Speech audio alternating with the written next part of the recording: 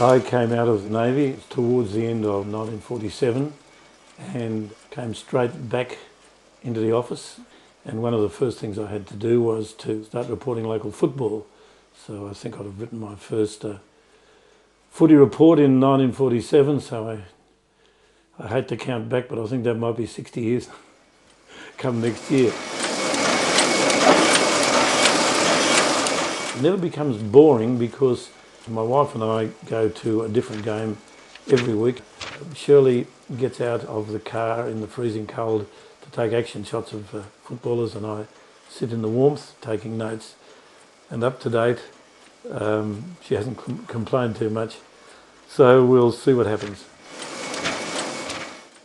What we try to do is to cover it both in word and pictures, and not to leave anybody out if we can possibly help it. All of the details, right down to the best players in the under-13 netballers and whatever.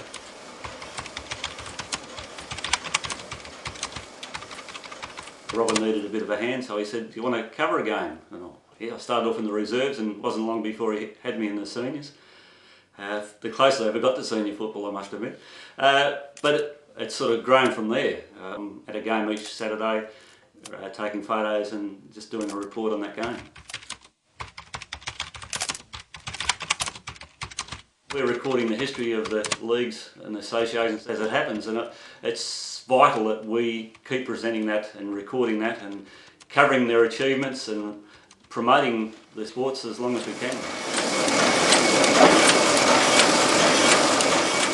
We've found that particularly at times like this when we've had practically a 10-year drought and things have been so tough, that football and its allied sports are so important that they would be the only activity in our lives that, particularly at finals times, sort of has the ability to virtually lift up the population of one town and shift it to another and then bring it home again. And there's nothing else in our lives quite like that. And it's a conversation right up the street every week. It's the thing until next Saturday, and then you start again.